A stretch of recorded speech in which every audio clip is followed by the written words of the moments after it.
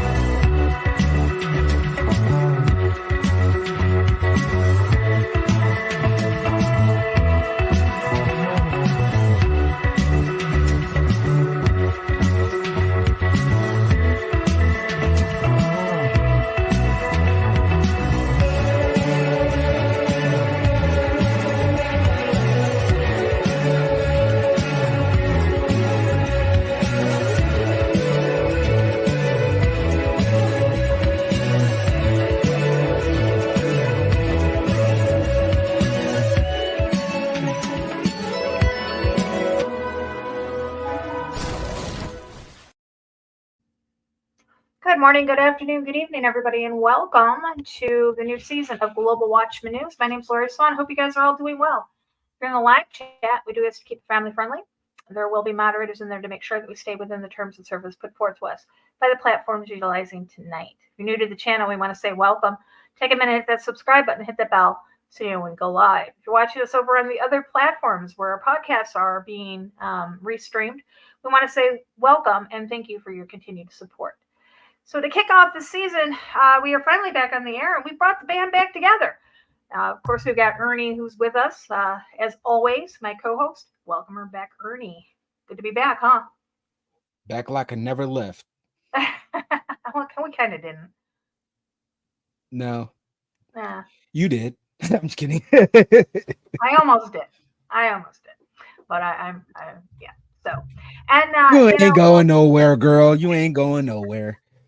Now, BRT is kind of at fault to, I'm going to blame BRT. The reason why I'm still here is BRT's fault. We finally... Good job, BRT, because she wasn't listening to me at all.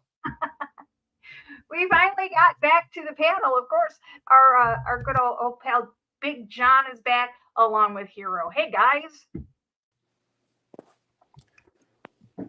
It's good to be back, and I'm going to go ahead and have to say it, I guess. It's your old pal back again. One more time. I'm telling you, if you don't say it, you're going to have somebody in the chat room going to say, why didn't John say he's our good friend? I'm not going to lie. If John didn't say that, I would have been like, yeah, he's been cloned. All right. Hero's right. You got to go watch patterns. They got to him. No wonder he hasn't been around. They got to him. They got me. You know, that's funny thing is if I... TikTok has the on this day, you could, like if you did something a year ago, whatever, and I would notice it and just kind of, make it repost or whatever. And I would have to laugh a little bit because everybody's like, your hair's shorter, it's longer. And I'm like, no, I wish they would look at the date because that's it. That's old. I swear it's gotten to the point where people want to be spoon fed everything. They don't pay attention. It's no wonder that things are happening right under their noses. I mean, not to get off topic because we've got a great topic for you guys, but the mall, the Miami Mall, Yeah. I don't know. It's just I weep for humanity at this point. For sure, especially all these Nephilim engagements. Yeah, exactly. And I think don't forget the Nephilim movie coming out too. I was just going to say in the next couple of weeks, I think we need to revisit that because there's been so much disclosure on the Nephilim lately. Oh my goodness. It's funny. It's almost like our TikToks kind of like opened up like a portal or something where everyone's talking about all that stuff now. It's so weird. It's 100%. If you look at my old videos, I'm not the best person about it, but my stuff from 2 years ago, my rambling, I'm just like, oh, I forgot I said that. But yeah, I mean, it's in there. Nephilim engagements. Yeah. Well, you've seen all those big puppets going through parades and stuff like that. At least they call them puppets. Yeah. Don't even get me started on those creepy puppets. They're feeding. The old lady got me, man. Dude, they were urinating. Yeah, the old lady shook when one of the humans was whispering in her ear and the way she was moving her mouth and jaws, and I'm like, totally sus. I didn't see all that. I saw the one with the scuba gear on, but I didn't see any more. Oh gosh, there's more. There's a dog. There's an old lady. There's a young girl. There's a middle-aged man. There's a dragon, and they've been feeding them. And what's weird about it is it's not plastic food, John. When they feed them and they're feeding them cake, the frosting is stuck to their hands. What the? When they whisper in their ear, this one was sleeping and her chest was heaving, and her eyes were moving behind her lids.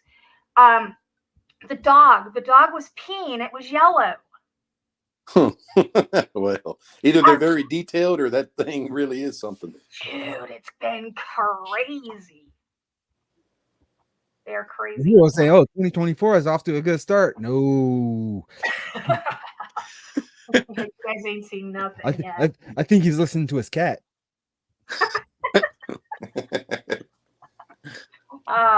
Anyway, so tonight we're going to be talking about, guys, it's a topic that we have alluded to, or we've spoken briefly or touched briefly on during our other live streams, talking about the Vril and what's her name? I can't think of her name. Maria. Yeah, Maria Orsic, and the Thule Society and Hitler and everything.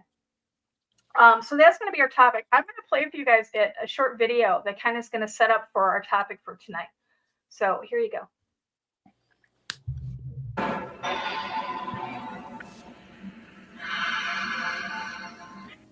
It was a period which witnessed an enormous blossoming of various secret doctrines and orders.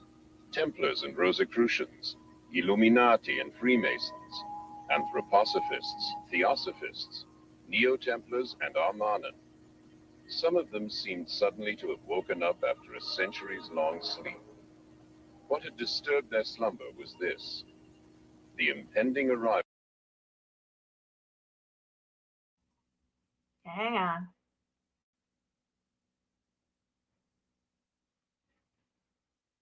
Come on.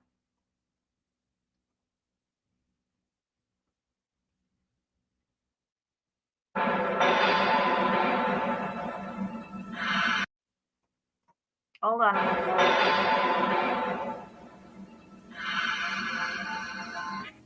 It was a period which witnessed an enormous blossoming of various secret doctrines and orders. Templars and Rosicrucians, Illuminati and Freemasons, anthroposophists, theosophists, Neo-Templars, and Armanen. Some of them seemed suddenly to have woken up after a centuries-long sleep. What had disturbed their slumber was this: the impending arrival of the prophesied New Age, the changeover from the age of Pisces to the Aquarian Age. Every one of these groups felt themselves called upon to make their mark on the approaching era, the year 1917. 4 men and a woman met here in the Viennese cafe Schopenhauer. The young Maria Ortiz, a spiritualistic medium from Zagreb, the student and fighter pilot Lothar Weitz, the occultist, orientalist, and officer Karl Haushofer, Rudolf von Sebottendorf, an occultist who had recently returned from the Orient, as well as Prelate Gernot from the Order of Knights Templar. Their subject was the coming of the New Age. They spoke of secret revelations, the spear of destiny, the magical violet black stone. They discussed the possibility of making transmedial contact with the ancient Germanic and Babylonian deities, Ishtar, Ostara, and Isais, and of communicating with distant worlds, not only on this side, but also on the other. It is quite likely that this coffeehouse meeting witnessed the birth of the secret Thule Society, which in turn later spawned the German National Socialist Party, the SS, Black Sun, and the Vril Society, which in its turn gave a foundation to the occult activities of the Third Reich and the new comprehensive technology. And the beginning of German UFOs. Maria Ortiz presented texts she had received from her spirit medium, one in the Sumerian alphabet and the other in the secret code of the Knights Templar. Both texts had already been translated. Were they messages from the gods or tidings from some alien civilization? 2 special departments, U-13 and SSE-4, were set up to concentrate exclusively on the realization of this new technology. After the National Socialist Party came to power, the occult societies withdrew into the background. Within the SS, the Thule Society created a separate secret organization called the Black Sun. The Vril Society carried on much as before with its scientific research. According to reports, the Vril Society had by the middle of 1934 created its first experimental circular aircraft to be propelled with the anti-gravitational effect, the RFC-1. The men responsible for the design and construction were Dr. Schumann and an engineer from Bochum. Since 1929, the young Gertie Vogt had been responsible for running the Vril Society, and she made herself known to private investors who were prepared to invest in projects that carried an element of risk. In the meantime, the members had become convinced that the mediumistic messages originated not from gods, but in fact from a highly developed alien civilization within the Aldebaran solar system. The main star in the constellation of Taurus is Aldebaran. Could it be that the Sumerians, whose language remains a mystery to this day, were Aldebaranians? If they did perhaps once land in Mesopotamia, it is interesting that the inscriptions on the royal tablets tell us, when the royal power came down to us from the heaven.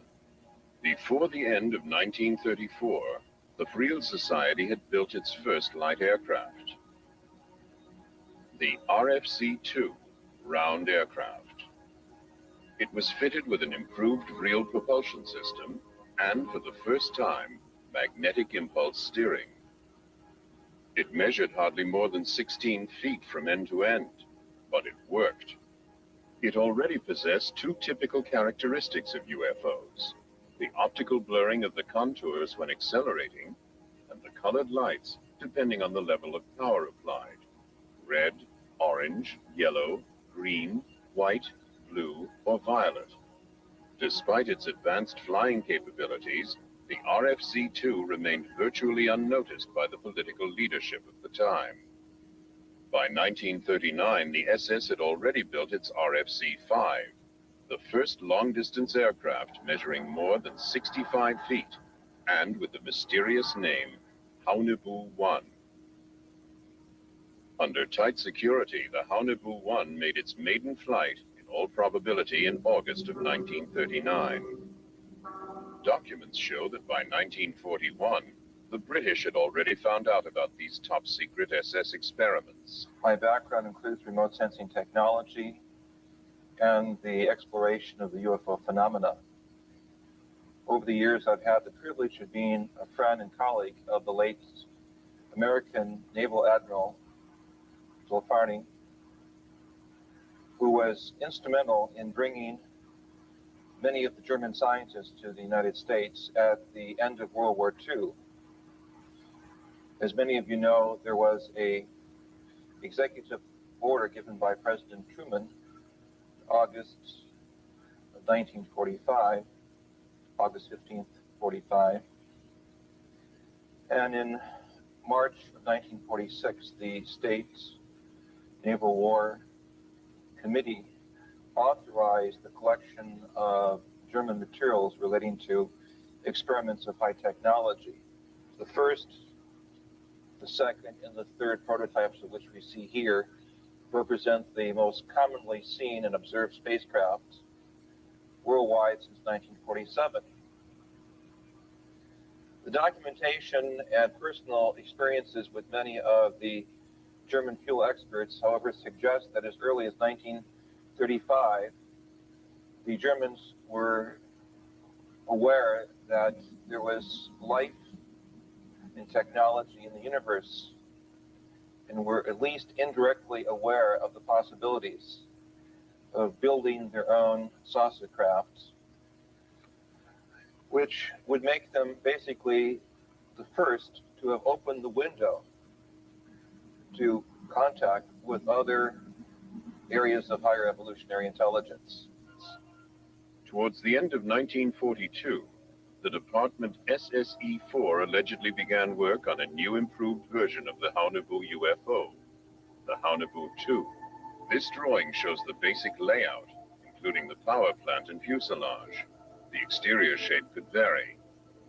The dimensions of the Haunebu 2 varied from craft to craft, from an overall length of between 85 and 100 feet, and a height of between 30 and 36 feet at the center. It was said to be capable of a top speed within the Earth's atmosphere of 3,200 knots. The Haunebu 2 was also, in all probability, capable of space travel. The Vril Society already had its own audacious plan. They got together around Christmas 1943 for a secret meeting in the German Baltic Sea resort of Kolberg. We don't know exactly what was discussed behind closed doors on that occasion. We do know, however, that one subject was right at the top of the agenda. Operation Aldebaran, on which the mediums Maria and Sigrun divulged new transmedial information.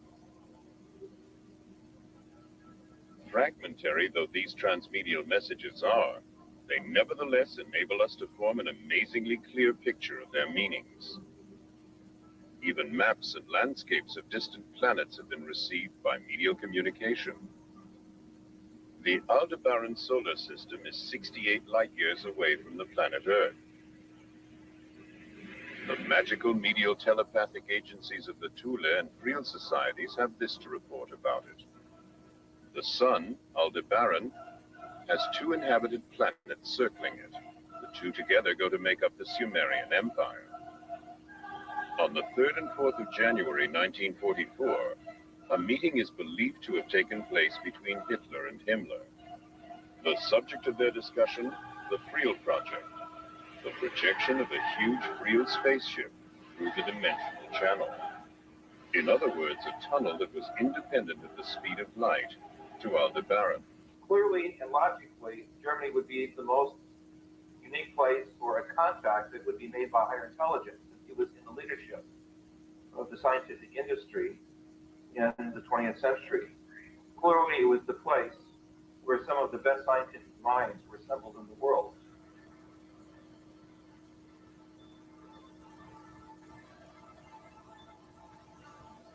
Can we really disregard the possibility that there was an alien influence or contact at work at that time? What could this structure, photographed on the Vril testing ground in the autumn of 1943 possibly be a Vril 7 engine being tested? Possibly. But mightn't it also be a spaceship from Aldebaran?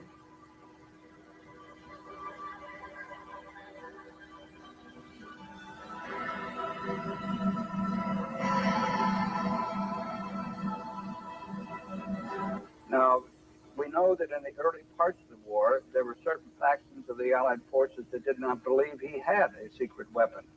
And it wasn't until the Americans made much emphasis of this that they began to look at it seriously and indeed did discover that Hitler not only had a secret weapon, he had what we would call today a UFO or spacecraft. He had one already off of the drawing board and flying, and it was capable of 1,200 miles an hour, vertical takeoff, 90-degree changes, and much like a helicopter. And of course, was far superior to anything the Allied powers had at that time. Secondly, they knew that he had another craft about to be up and going that was capable of doing 2,500 miles an hour, which was double the... Throughout the world, in the ancient manuscripts of lost civilizations, we are confronted over and over again with tales of space-traveling gods who visited our planet to prepare mankind for a new age of knowledge and wisdom that would come about as a consequence of the next evolutionary step. The occult secret societies of the Third Reich knew of these traditions and sought ways to make contact with these space-traveling gods who had first arrived in Babylon all those centuries ago.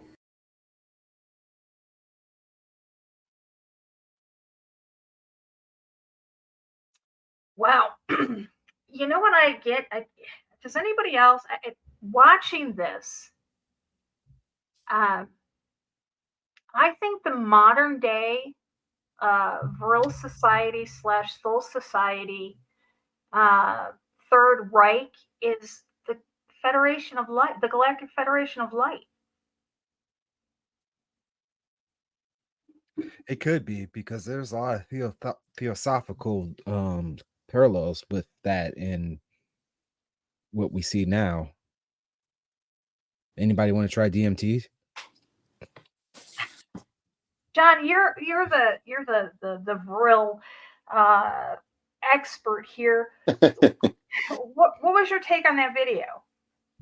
I mean, yeah, because that video was pretty accurate, because because the like the model names of the craft, and then like even the colors, because there's already been patents, and there's 3 crystals, like germanium. I can't think of the other 2, but off the top of my head, but the patent exists to where if you make this, the skin, or with these crystals of a craft, and you spin mercury at like 40,000 RPM, it'll lift that crystal metal,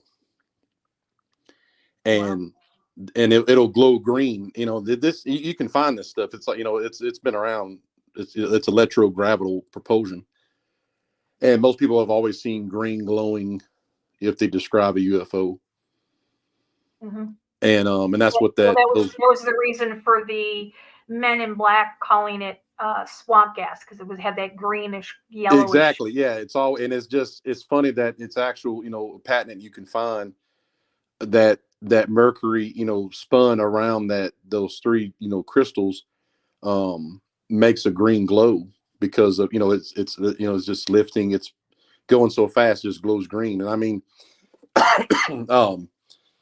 and then when they talked about the 68 light years until that Aldebaran solar system, the only person I remember Russ Dizdar talking about, because he went to Wallenberg Castle, and there's a black sun on the floor above the Hall of the Dead, and he said that in that particular monogram or whatever it is, however they put it on the floor, whether it was tile or painted or whatever, but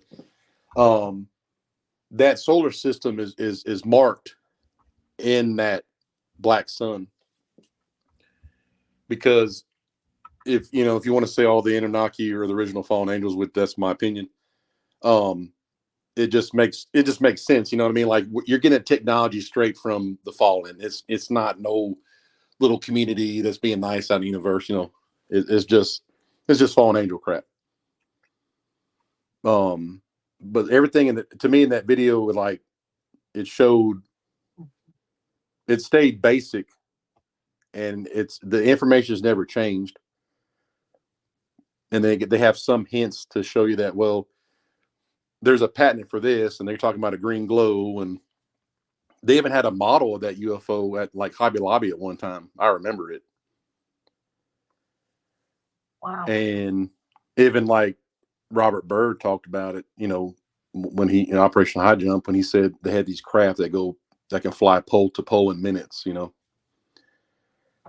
And then what's crazy is that, okay, so, you know, we're pretty sure that Hitler had this technology. So I think that validates when we talk about how they're so far advanced in what they show us. 100%. I mean, the Vril, you know, whether they said it was 1917, because that meeting, Murray Orsi was born in 1895, and Croatia, by the way, not far from the pyramids in Croatia. And of course, it was the length of her hair, how she got that information. Actually, I found this. It says born October 31st, 1895 in Croatia. Yep. To a German ballerina from Vienna, the medium Maria Orsic was leader of the Vril, the beautiful ladies of the German Vril Society, dedicated to the study and practice of metaphysics and occult. Vril maidens never cut their hair, claiming their long strands help facilitate contact with beings from beyond. Notice her birth date. Yep, 100%. Oh. Yeah, I mean, the hair thing, when I first, that was one of the videos I reposted talking about her, because when I had came out with that TikTok, and I was like, well, you know, let me tell you about Maria Orsic. At the time, you couldn't find anything. Nobody was saying nothing about her. I'm not special, but I'm just saying at the time there was nothing on TikTok about her. But the responses that I got in the comments about even like Native American hair, where, you know, the Navajo soldiers that were, you know, that joined the army in World War II, the Windtalkers, when they had to cut their hair, they lost a lot of tracking abilities. And I mean, there's a lot of people on there said, yeah, the hair is an antenna. Well, the Bible tells that women are supposed to have the long hair. Yeah, and I mean, and here's the reason. This is my opinion for that, is because a woman's job in Genesis was to close the gap between man and God, sanctify the man, and she closed the gap. So who better to have the antenna to reach the Lord? You know what I mean? Because she'll get direct instruction or whatever from, you know, from the goodness. Now, for it to be intercepted, that's everything on the evil side, you know, vicariously came from heaven, because it's, you know, it's technology that they took with them when they were tossed out or left or whatever. But you know, it goes both ways. That's how they trick everybody, because it comes from heaven, but they use it for nefarious purposes. Right. Well, we looking at the Avatar movies too. We can it's symbolic on how they use their hair to connect with nature. Yes. Exactly, Ernie, you're right. That's, you know, and that's the secrets of it. You know, these Hollywood people, they know what that is. You know, that they don't come up with that. Oh, let's make their hair talk with animal or whatever. Well, their hair. You know what's funny, Lori? You were talking about the Galactic Federation of Light.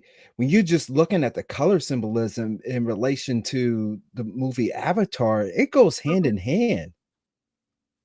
Yeah, no doubt. And then, you know, they know these things. And Maria had, now the reasons why, and I want to like bring in Tibet, because, you know, the Vril and stuff spent most of their time in Tibet, and then of course the Anunnaki, you know, which was the group that went out and found the relics. They're from the Vril just a little bit later in the society, because they were probably more under Himmler rather than Hitler. But they spent so much time in Tibet. Now, if you look at who spends time in Tibet, Crowley, Blavatsky, Bailey, all of them are over there because what they talk about is ascending masters all the time.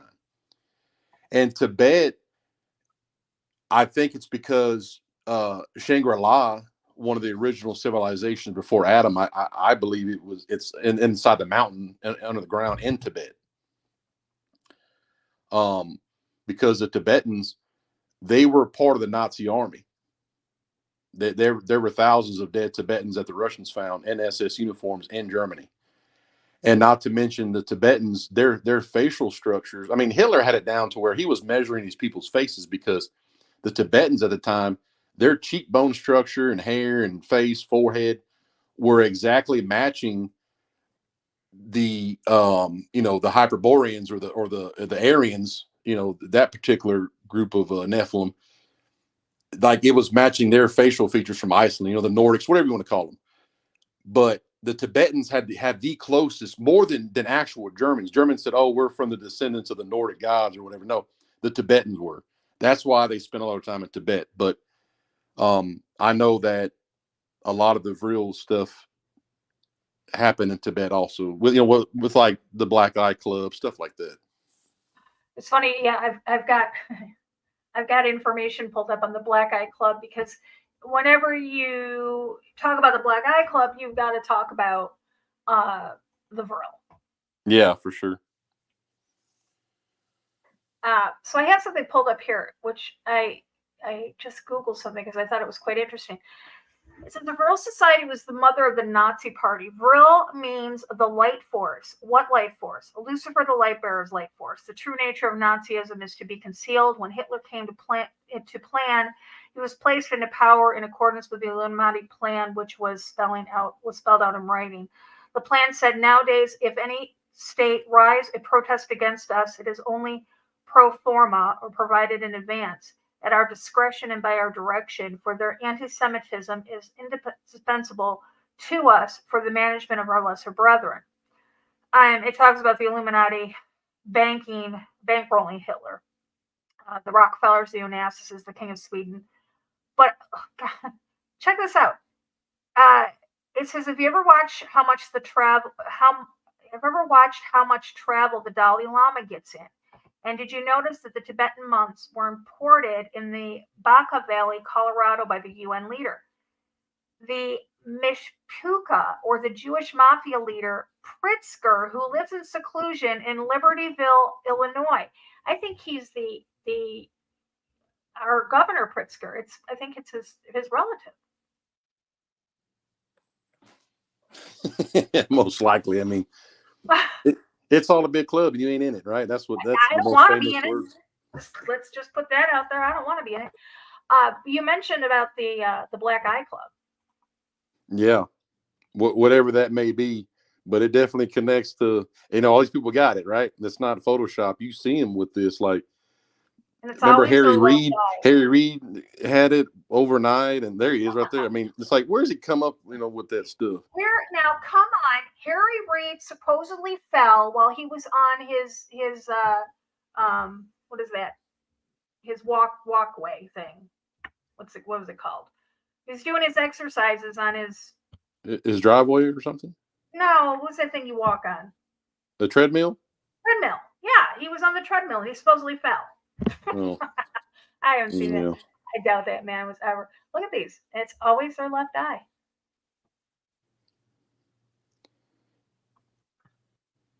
Yeah, it is. Yeah, always a left eye. Whatever that may be, I mean, they always got it. All these, these people always have that. It's like, I don't know if they put that little parasite in there like it shows, but. Oh, that is okay. I'm gonna show you guys. Are you talking about that little like worm-looking thing that swims around? Yeah. Like, I've never looked into it. But I know that it's all like the worm is referenced in the scripture. It's like, how the hell is there a worm in Hades? Like what is that? And it's not talking about in the ground. It's that worm is something. And and it could be, you know, a snake but you know, if you look on some hieroglyphs, they have bipedal snakes on some Egyptian hieroglyphs, because we know that he once had arms and legs before he had to crawl on his belly for punishment or whatever. Right. And I don't know why. And then obviously a parasite is a snake-like thing. And my opinion on that is like you know, the serpent seed is actually seen on the double helix as a parasitic third helix. And some people's blood, like hematologists, can find it and know, you know, that person has that parasitic thing on their DNA structure. But it's all, you know what I mean? It's like always that. It's always like a little snake thing. Like, why is it always a snake? Right. Right. Trying to. And then that lady having been born on October 31st, Yeah. a lot of the times the elites are like super into like dates and all that type of stuff, so they'll get like No, for sure. C-sections. That lady didn't look like, I've said this before. There was a curator at a certain museum, and I mean, I didn't know who that was at the time, but when I had finally seen, you know, that drawing, or because I was just like, that lady, I don't know, she definitely don't belong here. But if you look at Maria Orsic, I'm only guessing, but you know, you're right about the dates, Hero, and you know how they do their, you know, birthings and sex rituals and all this other stuff. But that lady don't look nothing like anybody else at that time on the planet. Yeah. And let me pull her up again. I mean, she's beautiful. That's what I'm saying. Like, she in Croatia, she kind of has modern day facial structure. 100%. That's what I'm saying. Like, they designed her somehow. That's, you know, she come from them pyramids. I know that. That's crazy. Because Croatia has the largest pyramids. I'm going to show you guys this here. Here's talking about the Vril.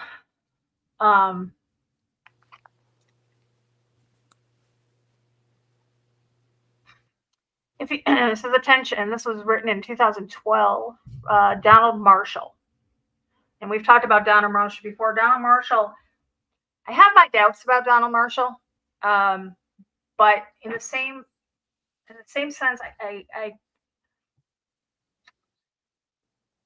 I somewhat believe him. I believe like 80% of what he says, because I know that the cloning facilities, the huge one in Russia, is real, and that's the one that he usually talks about. And that one I know is real. But it says, attention, if you're a human, you must read this. It contains knowledge of the Vril, the reptilian shapeshifters people talk about. There has never been a more comprehensive, informative expose of their appearance, ecology, or behavior ever before. David Icke is not going to tell you about them. This is your one chance to know about the lizards. Do not squander this opportunity. This is a major time in Earth's history, my friends, and the importance is astronomical. Go to the page on the link provided below. This is crucial to the survival of the species. This is the most important time of your lives. You must read all relevant posts in here. Thing of it is I found this, and I had to literally dig for it. And I'll put the link in the description below. But it goes into talking about the all-seeing eye. And, you know, when you talk about the all-seeing eye and all of this, you know, and then you put back to the Black Eye Club, you've got your, oops, wrong one. The Eye of Ra, Black Sun. I mean, it all comes in together. And none of this started until World War II, or slightly before that, right? Yeah, pretty much. I mean, when they accepted the whole, and if you if you go and look about, like, Hitler wrote about becoming possessed when he was in Berlin by, you know, demonic things. It's just, there's just no way that he formed that and took over Europe and had all this cool stuff. And, you know, I mean, Napoleon was an antichrist set up too, how he gained so much, power and whatever. But Napoleon obviously didn't have any technology like Hitler did.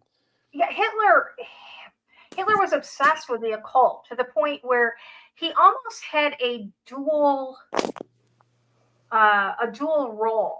He had the political part of it with the SS and the political party, the Nazi party, the Third Reich, but he spent more time in the occult practices of it and trying to discover the ultimate race, or the Aryans, and wanting it, his obsession with Antarctica.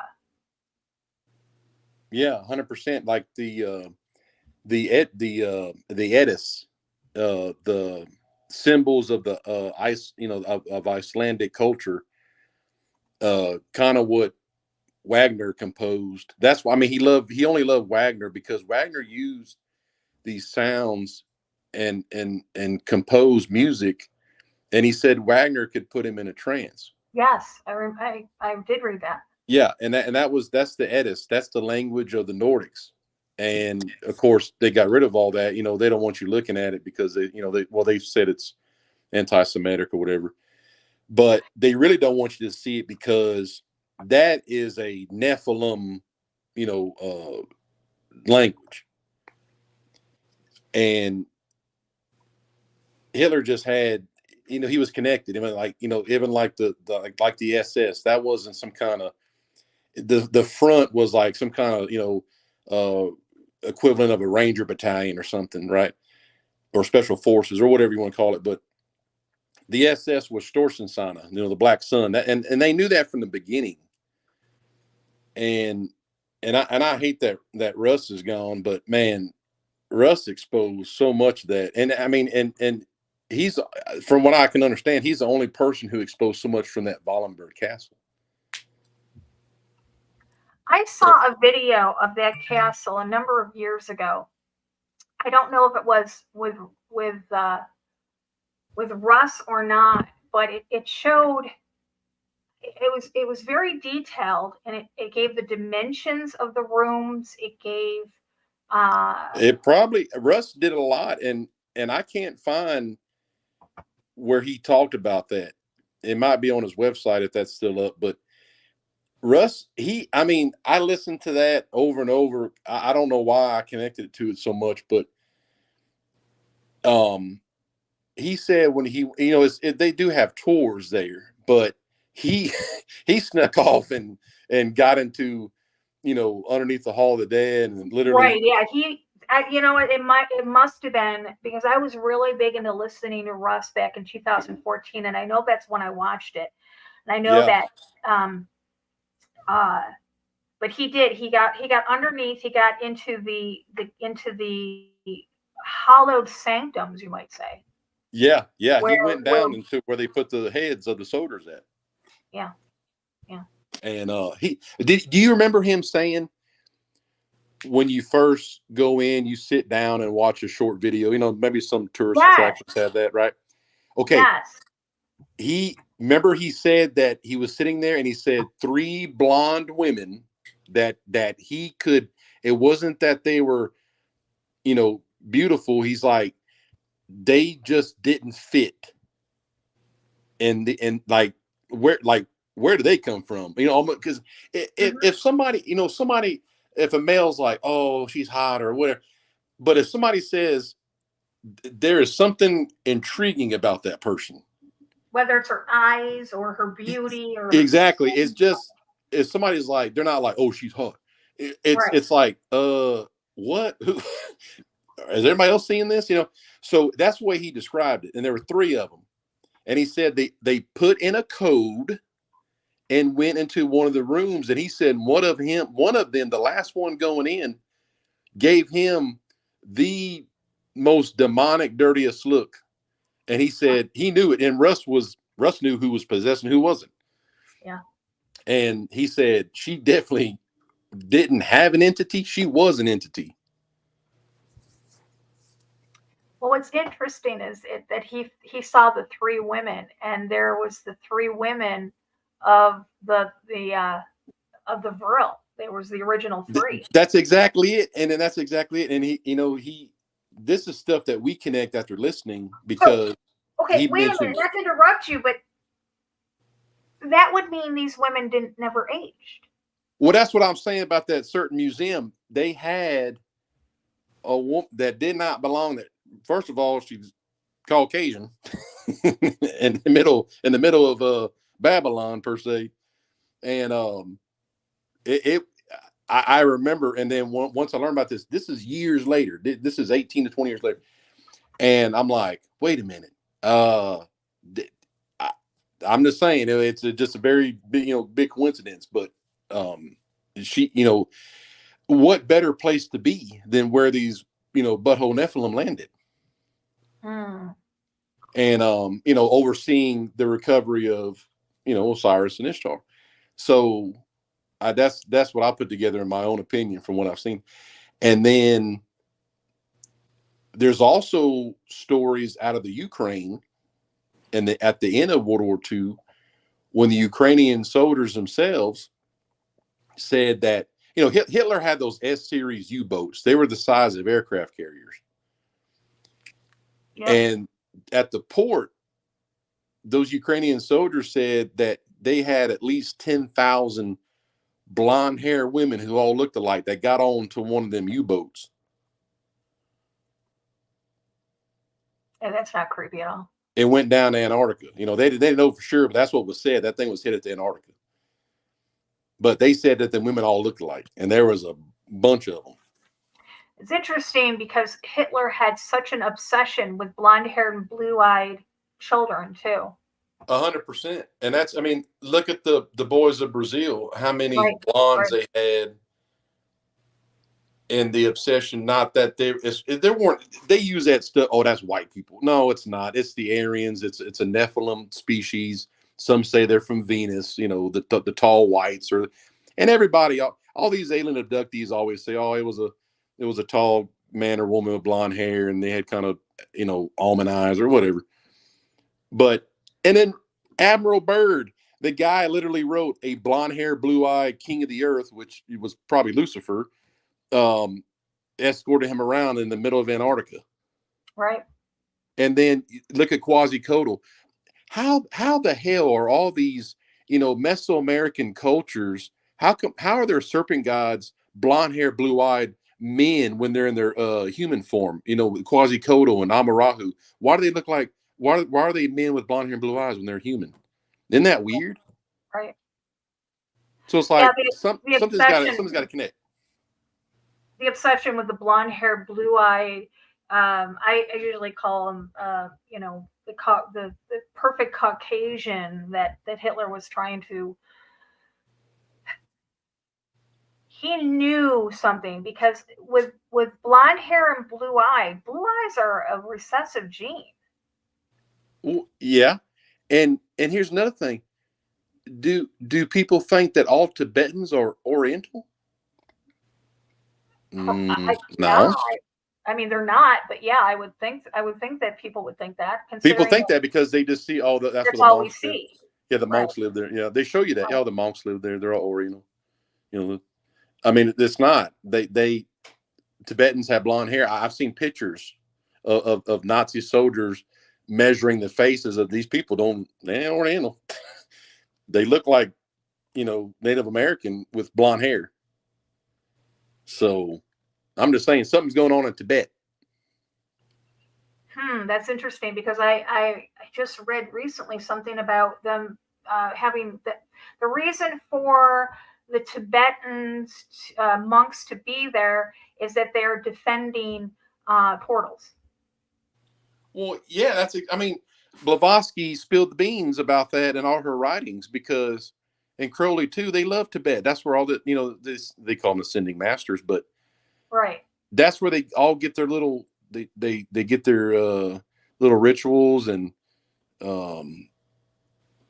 have those parties. I mean, it's been a long time, but like the OTO, their rituals, most of that was based in Tibet and continued and probably still continues today, I imagine. Well, the Dalai Lama had ties with the Nexium sex cult. Of course. I mean, and what do they practice?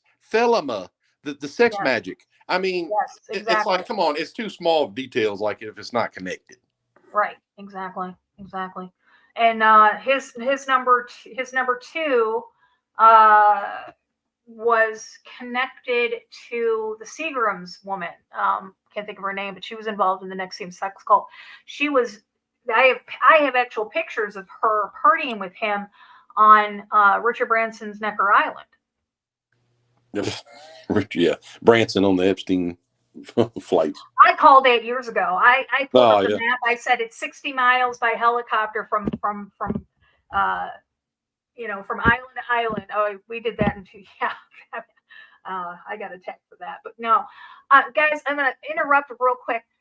I'm gonna be showing while we're talking. I'm gonna be pulling up some links. Excuse me. In these links, I'm gonna show you that if all of these hyperlinks that you see that are underlined, these are all links to take you to other pages. If you go down here, the return of the Thule Society, return to Germany's ET contacts. What I'm going to do is put it in the chat. If you wanted to find this, go to Google, type in this word right here, bibliocalipades, and then Vril or clones or the Thule Society or Black Sun or whatever it is you want to research. I've been using this website since 2014 and I have not hit rock bottom of this site yet. So unfortunately, I'm not able to put links in the description like I used to do. I'm still trying to get past this whole, I don't know, they're giving me a hard time over on YouTube. But anyways, type in bibliocalipades and then whatever it is you want to look at. I typed in Vril. I typed in, what did I type in? The Thule Society, Reich of the Black Sun. And I'm going to be showing you guys these things, but this is where I got to them is by typing that. So, sorry. Yeah, that's I think that's from Italy, but I remember somebody had told me that those files were like probably from some, what's the name of the Vatican's intelligence service? What do they call that thing? I forgot the dang name of it. Yeah, I know you're talking about. They said it's from that supposedly. I wouldn't doubt it, but the information that they give is enough to send you to search somewhere else. You know what I'm saying? It gives you just enough. Yeah. Like I said, I use this religiously. Let me pull up this. Here's another one. The Reich of the Black Sun takes you down here to the Vril, German aircrafts,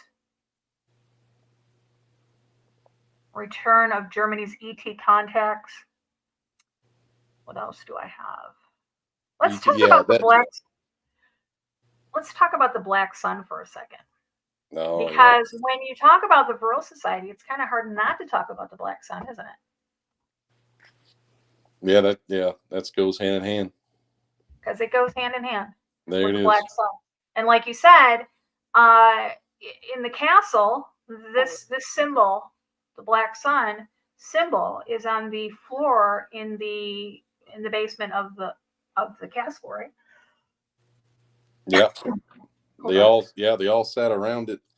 And then underneath it, they had the Hall of the Dead, and so all the leaders would sit around the Black Sun, and you could see like every time where the rays meet the outer, that everybody's sitting there, and they would execute soldiers, and they would put their heads, 13 of them, so 6 facing and the 1 down the middle.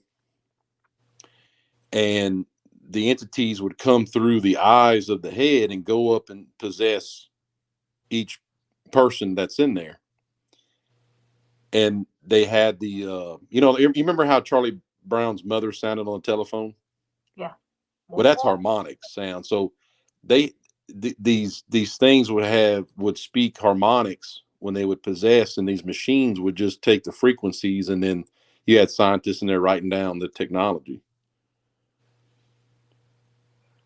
And then if you added in like the Babylon workings, because like I said, every rituals, how much you want to get out of it is how much you put into it. So if you put, the Virgin on the altar and on the center of the sun, and you bring in the entity, to have the ritual, she'll give birth to the ectoplasm, and then that thing will give technology. Interesting. John, what were you saying about Napoleon being like an antichrist or whatever? Just like on a power level, like Nimrod was the first antichrist. More not like not the one described in Daniel or Revelations, but antichrist like characteristics. Oh, okay. Gain power fast, gain the hearts fast. Napoleon accomplished that. Even when it was going bad for him, he still could win the hearts of former soldiers or the people in general. But he definitely had an agenda that was Luciferian like, because the French Revolution was all Luciferian ran,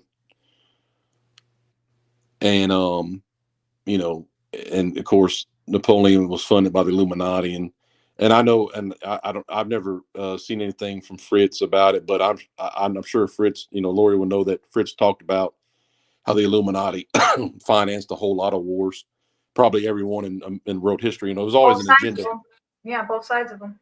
Yeah, so I know, Well, we can trace it back through financial records to the French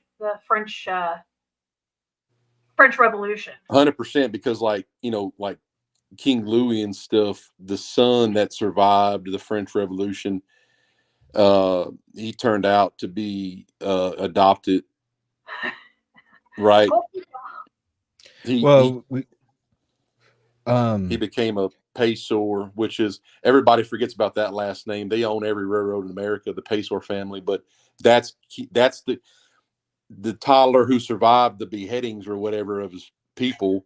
He came to America, and then then the generations of his kids became the Pacer family, and those people own every railroad. That's the real, and Fritz talked about it. Fritz, the Order of the Lily and Abraham Lincoln and all that stuff. So, well, I was under the impression that the Illuminati was traced back to Egyptian.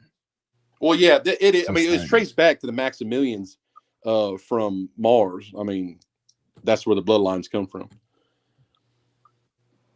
And the modern day Illuminati began in 1776 with Adam Weishaupt.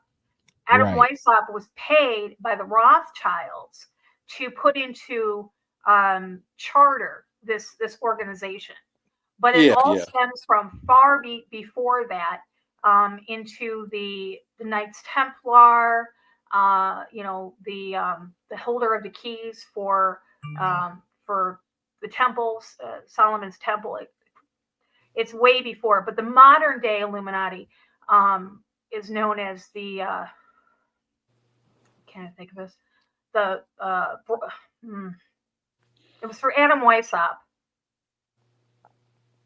Bavarian. The German, yeah.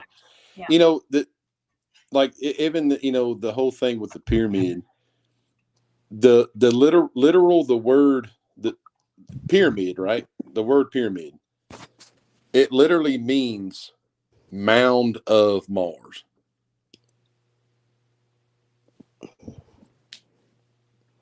And didn't we find a face on Mars? And pyramid. Yeah, the pyramids on Mars face directly the Giza Plateau pyramids. I mean, they're like they face each other through space or whatever it is. But it's that's the thing. It's like pyramid means mound of Mars. Pyramid is the there's two symbols. The rising sun and the pyramid is the two most symbols that are used like in everything. And like even Jordan Maxwell's gone now, but that guy literally, he knew dawn of the new day.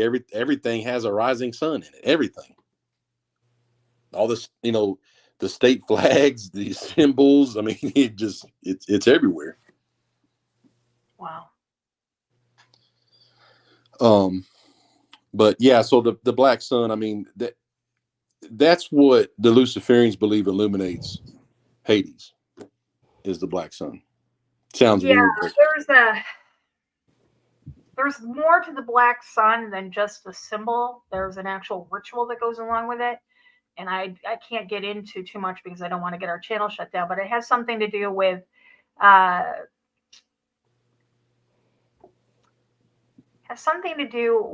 if you guys were to, let's see, if you were to Google can't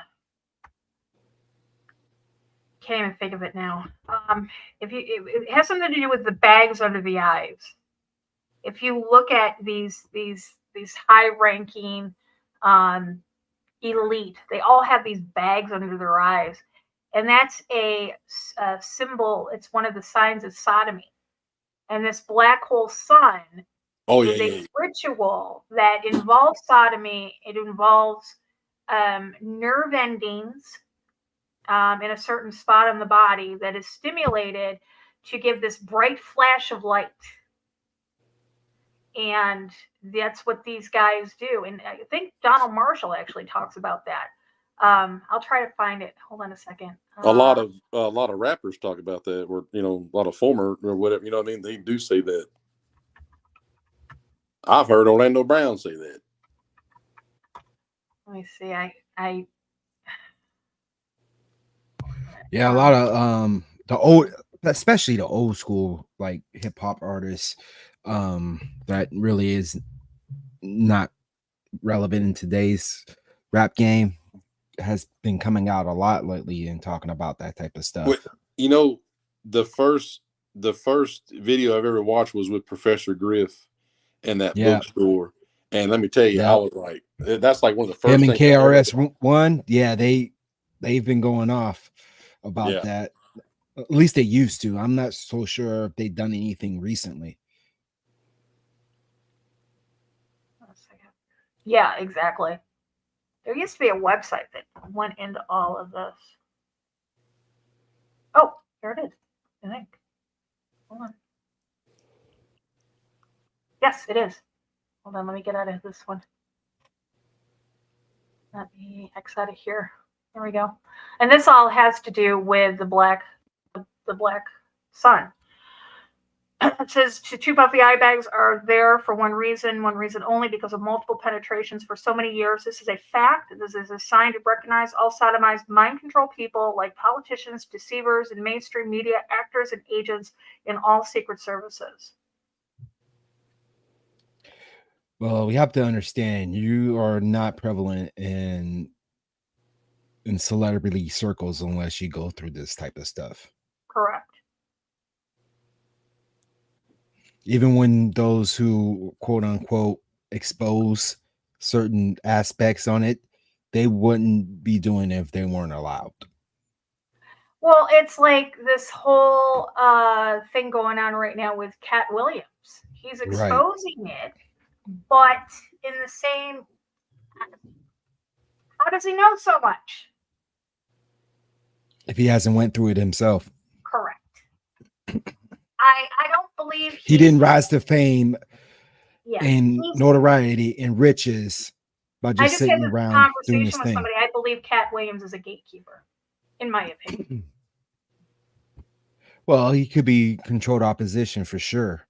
He's definitely controlled. That's what they do. He's not a gatekeeper though, because he hasn't really brought anyone up with him.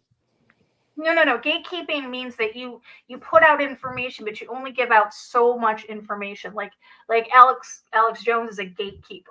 He puts out great information, but he stops just short of exposing like the real like top.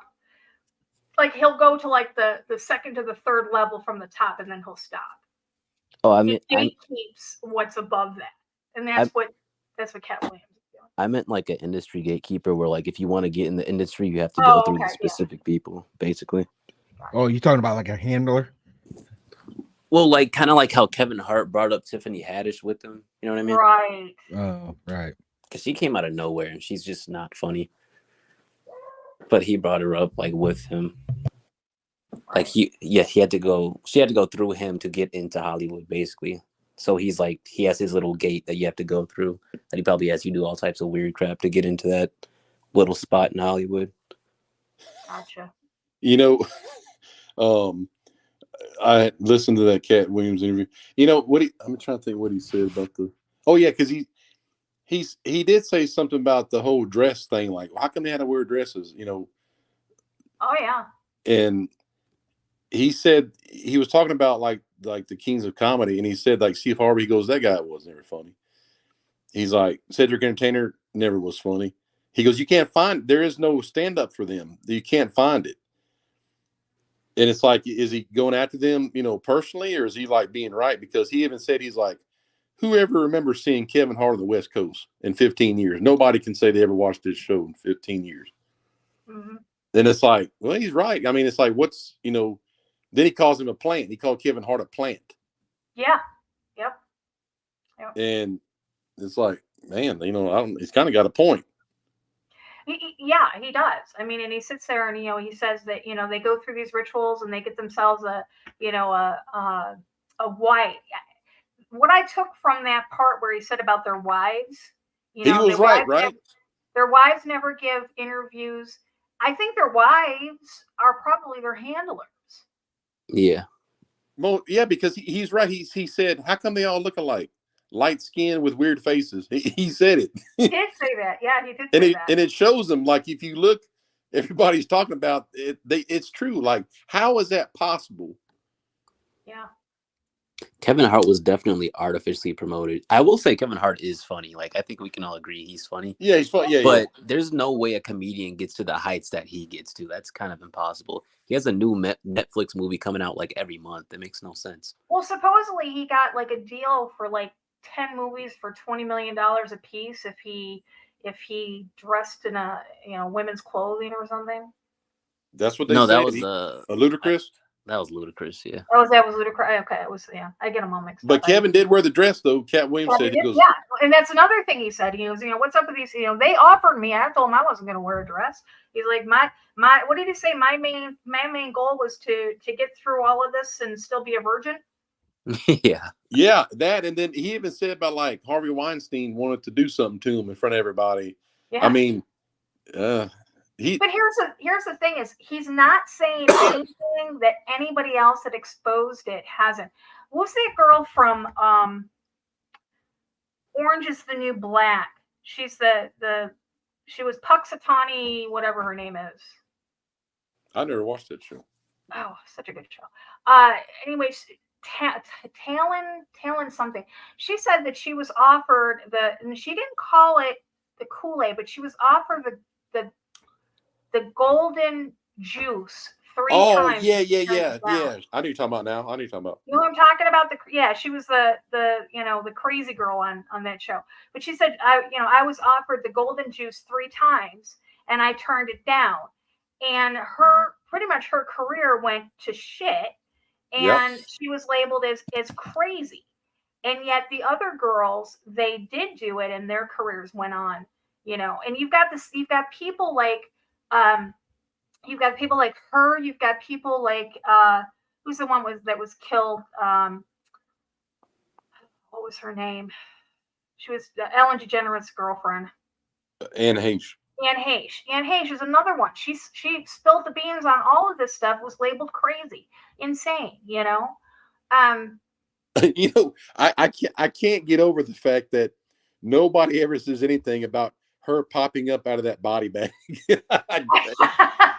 Oh, we did. We did. Remember, you we know, did talk about it, but it's like you don't. we did. Everybody done forgot about it. It's just, oh yeah, she was. Oh, she's funny. She was burned over 99%, 97% of her body. She popped up out there like a freaking Pop-Tart. And I mean, and the firemen, they look like they just bought those clothes, and put them on. They put on those fireman uniforms, Look, I was a volunteer firefighter in this for South, and I'll even put it out there. Yes, I'm not saying it doesn't happen, Lori, but no, do firefighters push stretchers? Okay, so I was a volunteer firefighter and paramedic for South Lockport Volunteer Fire Company in Lockport, New York, for about 10 years. In that time, I had my own jump gear. I had my own, boots, my own pants, my own jacket, my own, SCBA. I had, my own helmet. And I'm going to tell you something. They don't stay clean, first up. Yeah. She's in a major California city. No, they don't stay clean. And they're like, oh, good. That's some good looking gear. No fires here. No, your first fire, I don't even care. Your first car fire, and you're wrapping up a hose, you're getting dirty. Yeah, that's soot. I mean, of course, right? And everything looks new. I never heard of firefighters pushing a woman on a stretcher. Where the paramedics at? As a paramedic, if I was at a motor vehicle accident or a fire, I needed to be in full gear. So you would see me pulling and pushing the stretcher wearing full gear. Anything like that, car accident, because you have to be protected by the glass and the metal and the potential of a fire. So you have to have that protective clothing on there. But for her to pop up like that, that's never in my 10 years have I ever seen somebody pop up on a gurney like that. Never. She was saying, but what I'm saying is all these people have these same stories about the things that are going on. And, when you talk about these rituals, these, whether they're humiliation rituals, whether they're sex rituals, these are things that we know about or we can read about, but I don't think they're even remotely close to what really goes on. I mean, look at Crowley and Parsons and Hubbard. They literally opened up a portal through sex magic. Yeah, easily with frequency. I mean, every ritual. I mean, if Hollywood is called Babylon, right? They have Ishtar's gate there. They have, different Babylonian things in Hollywood. To say that, every ritual comes from Sumeria. It comes from Babylon. Right. It's never stopped, no matter who does it, what genre of people. It's all the same thing. But yeah, so like Crowley, he had these Pandora box parties where people would literally go insane from the amount of power that these entities had coming through. And that's another thing Russ said. Russ said that he wanted to go back into the Hall of the Dead and get one more picture of, the Hall of the Dead. And he said God literally told him, you can't handle it, Russ. You have to get out. Mm-hmm. It's going to kill you. And then he listened and left. So, I mean, and there's tons of stories from Crowley's parties to where people are like literally, leaving insane or not, or whatever happens to them, but like going nuts because these powerful entities are coming through. I wish I could find that video that he put out. I'm going to try to find it. I know somebody who was personal friends with him. I'm going to contact her and see if she knows where I can get a copy of that video, because when I saw that, it just opened up my eyes to so much having to do with the Third Reich. Russ, no doubt, Russ Dizdar is probably the only like, I know you know that. I mean, yeah, such an expert on that occult Nazi. I mean, that dude knows it. For sure. Absolutely. Let's see. I'm going to pull up. I finally saw LA's on TikTok now. I saw him the other day. I put a comment. I said, "LA, glad to see you here finally." But like, dude, you're the last. You're the last Nephilim watchman, bud. They're all gone. You know, Horn's gone. Dizdart. I think Quail's left, but I mean, yeah. LA's, No, you're. As a matter of fact, I follow him over on Exposing Satanic World Government on Facebook, and he's been posting a lot of good information. I saw that I just saw that he's over on TikTok, which I'm glad. I was like glad you're here because you're one of the last, because I met him and Russ in 2016 at the Watchman conference, and yeah, so I mean I had thought they kind of made LA shut up, but I know like his house burning down in Santa Monica probably wasn't entirely the wildfire's fault, because from what he said, Exactly. Yeah, they try to silence these guys, and he's going to be. I think he's going to be around for a while. Hopefully, I'm trying to find something I just saw. It had to do with the Sumerian. I'm close to New Mexico, and I guess probably about a month ago, I've been chit-chatting with my coworkers and stuff, and they were telling me that like there's a lot of weird things going on in New Mexico right now, that they're, like it's like these oil field guys are starting to post on TikTok, and I guess with skinwalkers and different things like that. But there's something definitely going on in Mexico right now, because you'd be surprised. You think one of the topics in the oil fields would be, conspiracy and stuff, but you'll meet a lot of people that don't. Now, when they talk to me, they're like, well, you make more sense with it rather than a lot of people, but, they're not really believers, but they will tell me their experiences, and they will say, hey man, did you see that stuff going, like this guy, like put it on? And I was like, well, I didn't see that. I can only really see it on TikTok, but they said, we got a lot of weird stuff going on. And it's literally like, 12 miles from where I'm at. So I just saw a video today talking about Skinwalker Ranch. And yeah, that too. Like, I think it was the owner was saying one of his guys out there made communication with one of those things. That's the video I just saw today. Yeah. I guess he said that they're going to be talking about it on a future episode, but he said that, somebody had made contact. The guy, the electronics started going haywire, and he said out loud, if you have something to say, say it. If you have something to tell me, tell me. And the screens kind of fizzled for a minute, and it came up the word I live, and then it faded away. Yeah. And here's the thing too.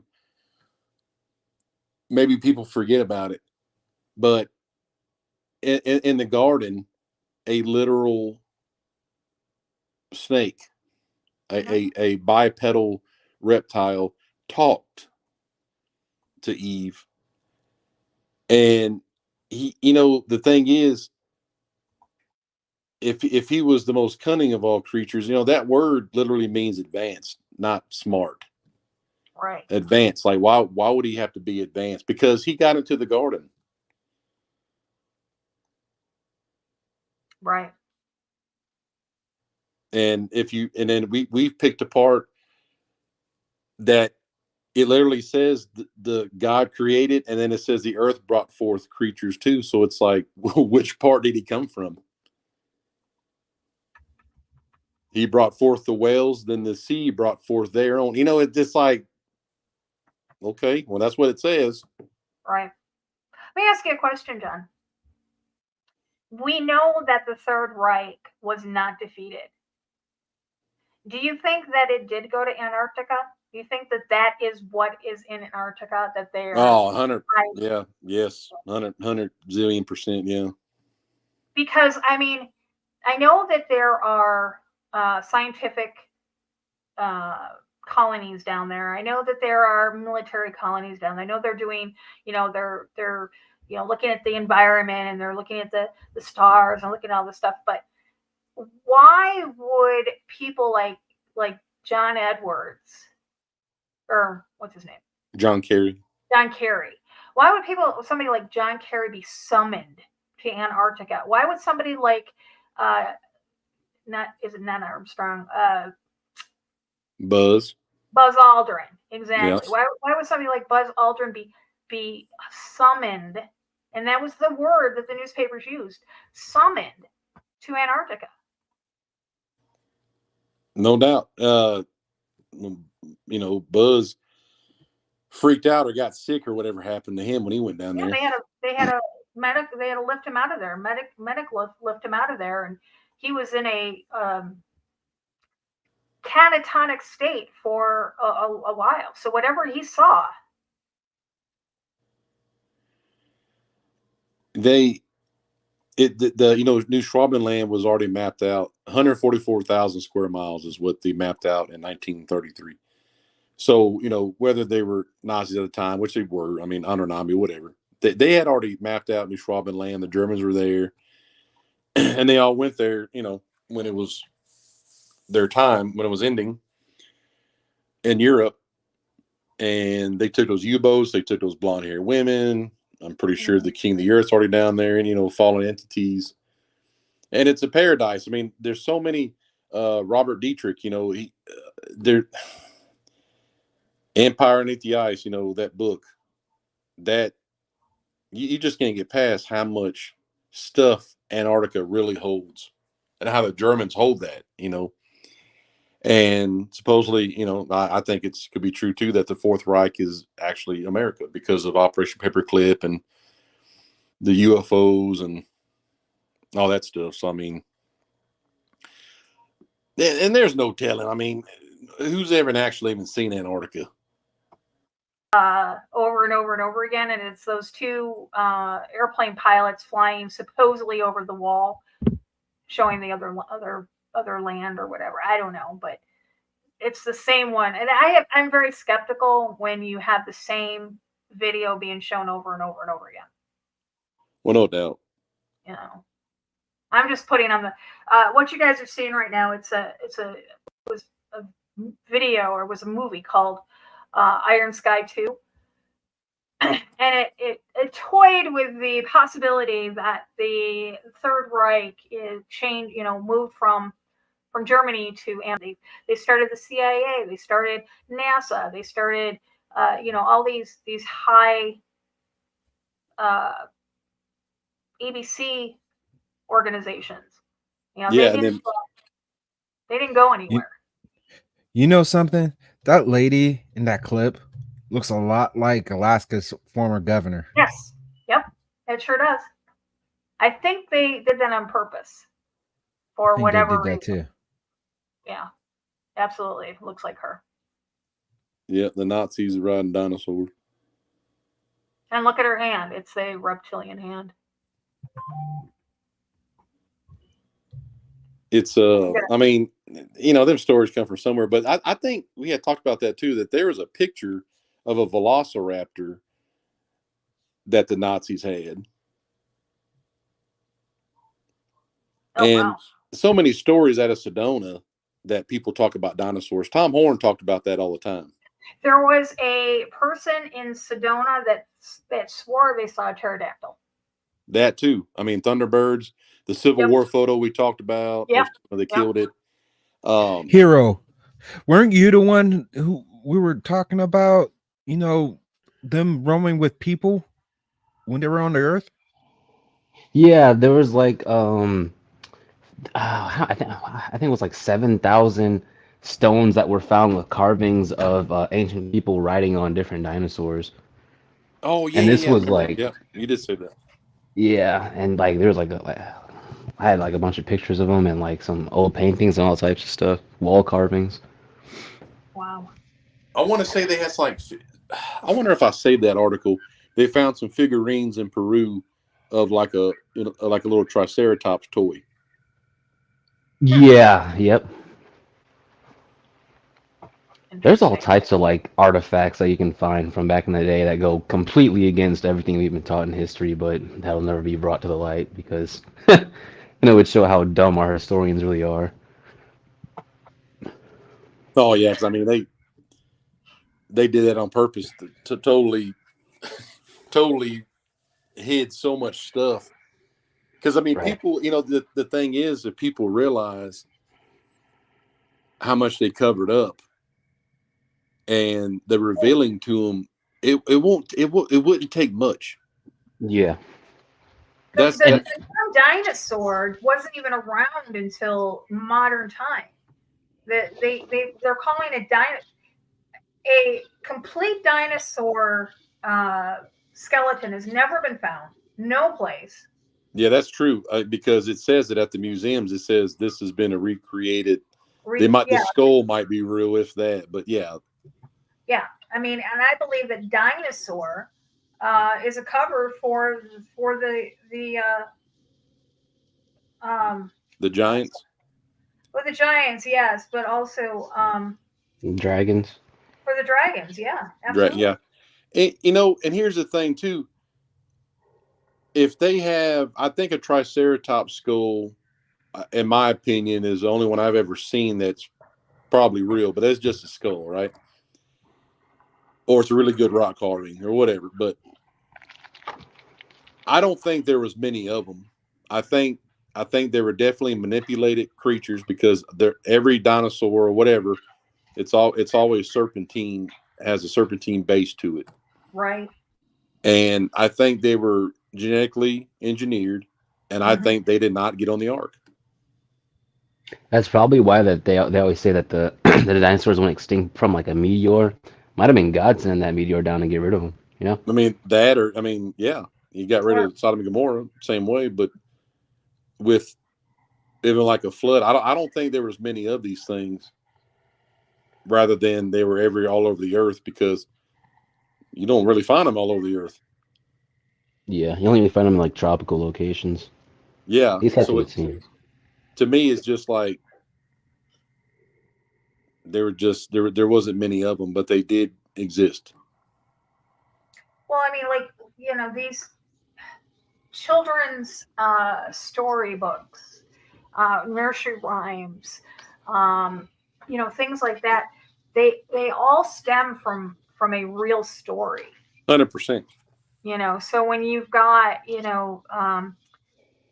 these dragon slayer stories, these dragon slayer fairy tales, they all stem from something. In the Bible, I mean, it talks about was it Leviathan?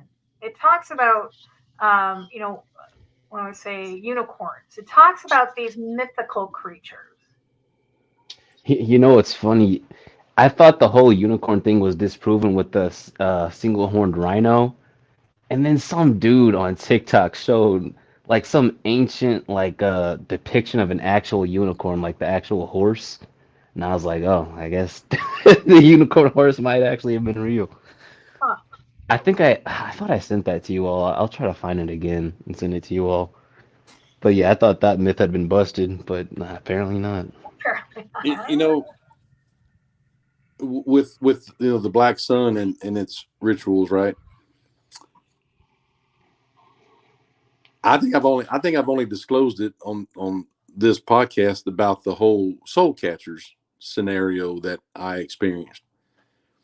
And now you see, not because of me or anything, but now they're saying that we're containers. These UFO disclosure people saying that they saw, that the aliens made up religion, that we're just containers, and they put a soul into us. And it's like, why is that coming out now? So that ups the ante on the whole falling away thing, because if they're just putting that out, right? And I only came across that vision only because of the Lord and what my ex-wife experienced. Right. Because there's no way she knew what I had known. There's no way.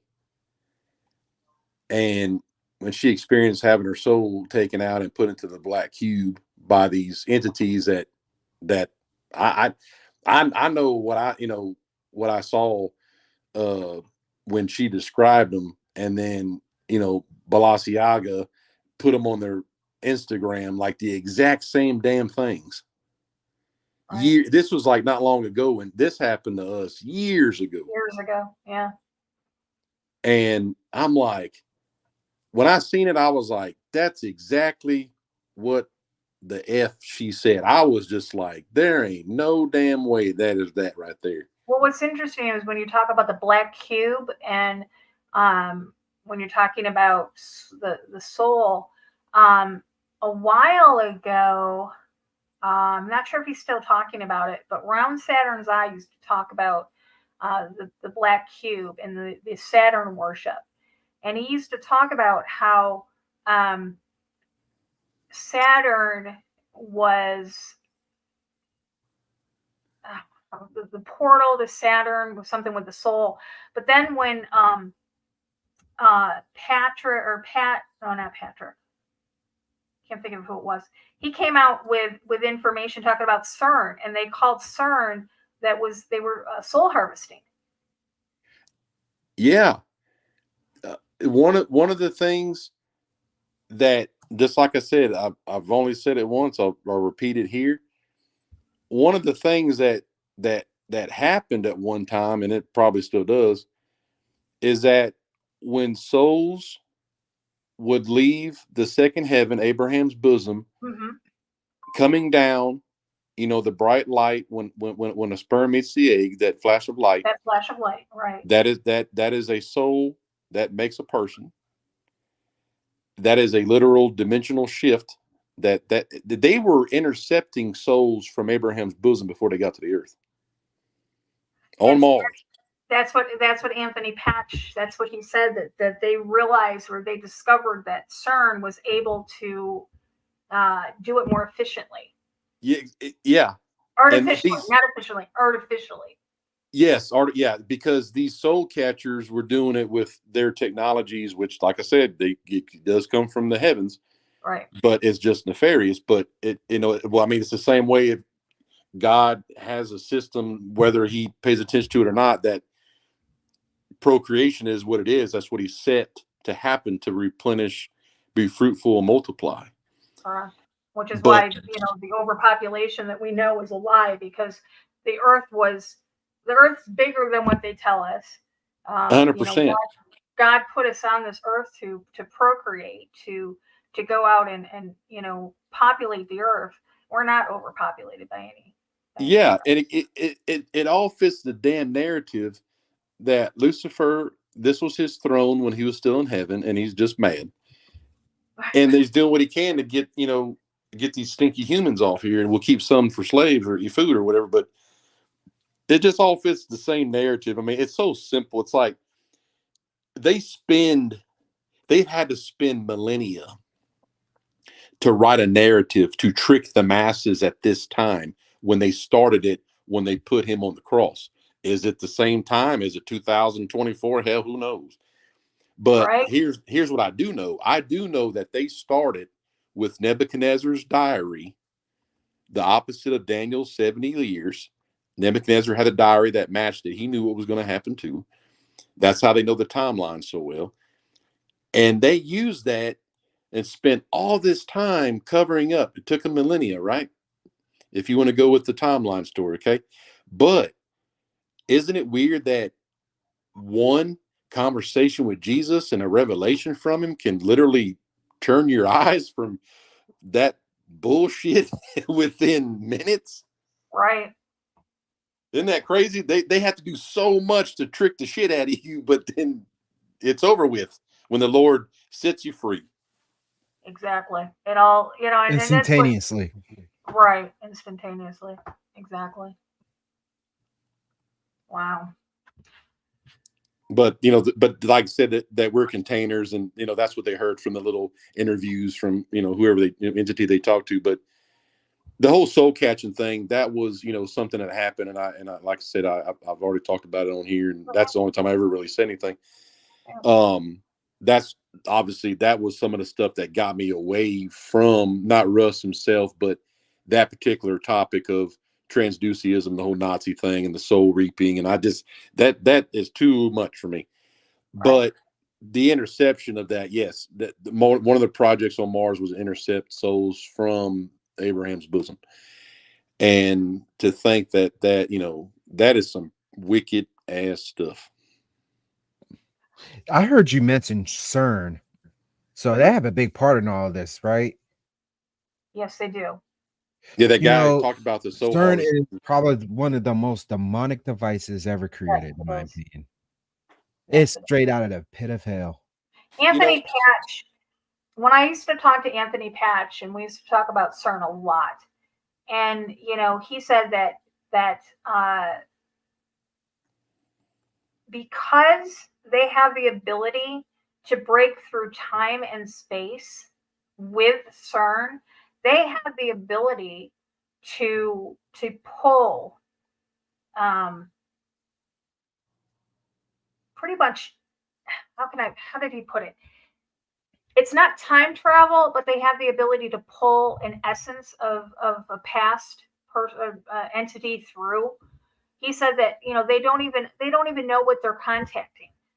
They know that they've broken through these dimensions. They know that the information that they're getting with the new quantum computer is getting it from some dimension, but they don't know where. He said that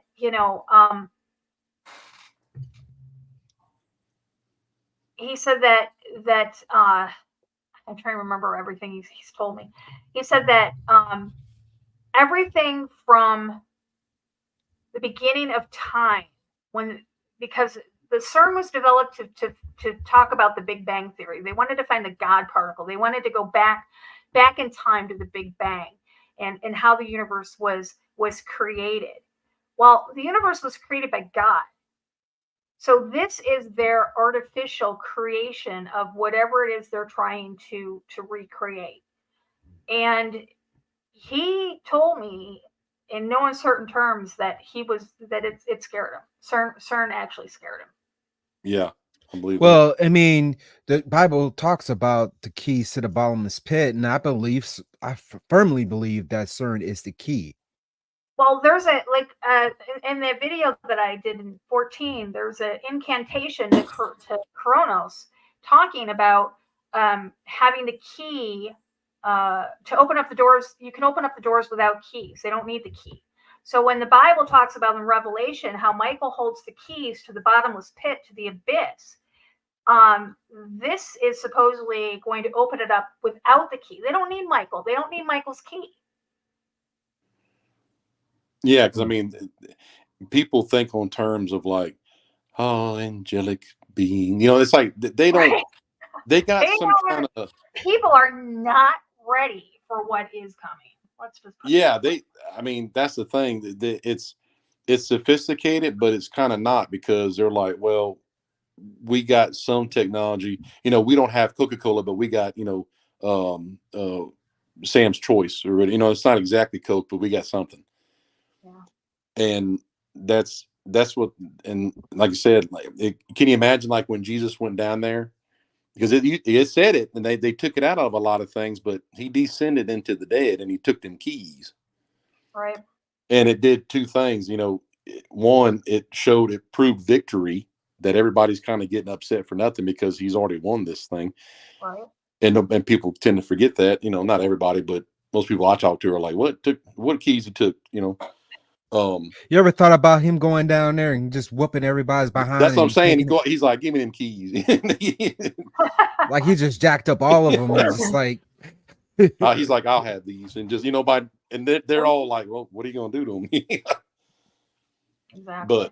But yeah, so I think there's a lot of literal stuff in the scripture, and keys, stargates. That was their keys for all these little butthole Nephilim, anyways, to get off planet and escape others and show up here or whatever.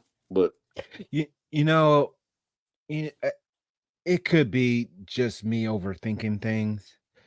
But Lori, you talked about, people aren't prepared for what's to come. They're not prepared for what's happening right now. True. I think everything is already in place. It just haven't been brought to light yet. So I think they accomplished their mission.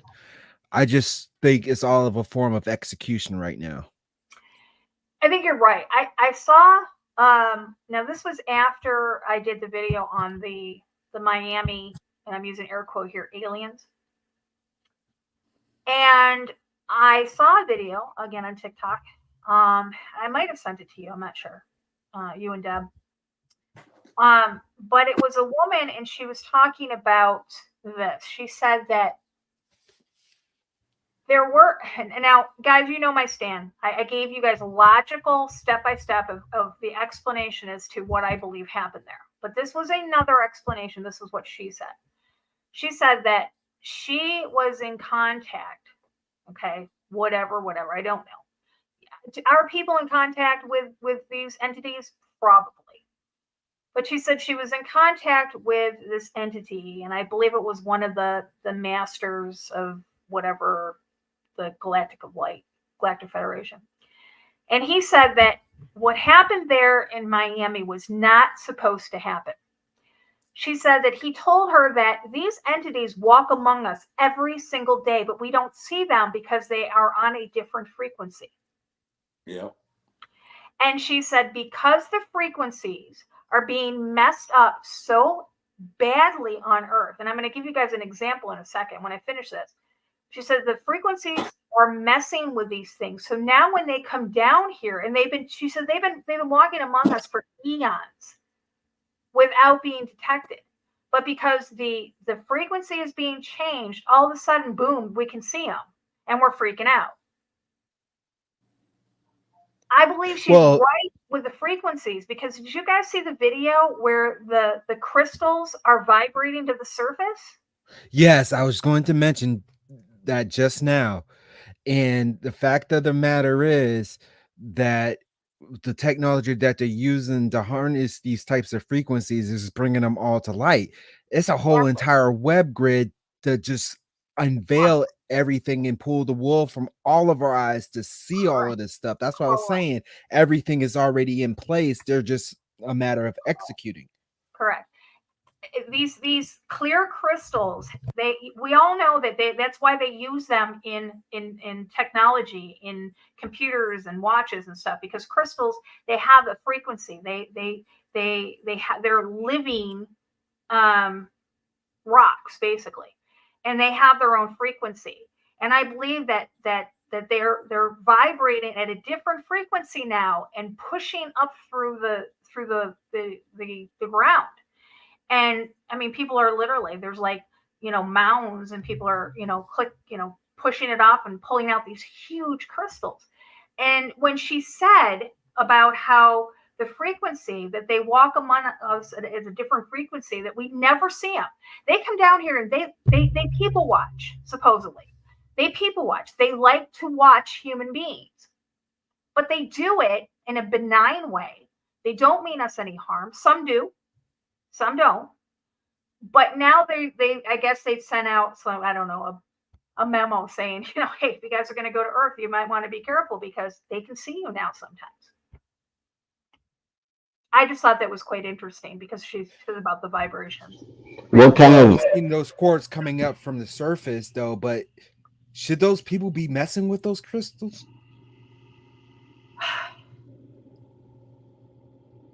If they're vibrating on a different frequency, I don't know. There's been a lot of things said about the crystals. The only thing that I've really seen that seems credible is that they were something about Nephilim body parts or something like that. I can't really remember. You're talking about the salt? Remember how you could see there would be certain mountain structures or rocks and all that type of stuff that looks clearly like human body parts, but that's actually the Nephilim body parts. Yeah. People are saying the crystals are that, but in a smaller form. Because there's definitely something more to those crystals that we don't really know about. Absolutely, there is. And I think there's a reason why witches are really into the crystals as well. It's not really like a Christian thing, but I don't know. Maybe it's like something that they just stole from us. Who knows? I might have to start doing more research on crystals to know exactly. But I also noticed that a lot of people like to put it on their forehead or their where their quote unquote third eye pineal gland will be, and then let the sun activate it and they can feel it vibrating on their forehead, which seems Wow. pretty occult to me. Oh my God, I ran across a video last night, and he kept coming across my FYP. I don't know why, because he had on his head, he had a wire pyramid on his head, and he's bald. This is bald Yeah, guy. yeah. You know who I'm talking about? Yeah, a lot of people in the spiritual community do that because I think they believe that the copper allows them to pick up certain frequencies, which is probably true, but it's probably not something you should be doing. Yeah, I don't think we should be talking with those entities, to tell you the truth. Yeah. No, we need to leave them alone. Yeah, because Right? We are in 2024, y'all. We need to leave that stuff alone. all I've ever heard about Nephilim is that they want that butt. Do they actually? Yeah, Oh, I believe it. that's what they about. Oh, boy. Well, I'm guys, thinking it's gonna be more like Attack on Titan where they just try to eat everybody. I think they're going to do more than that.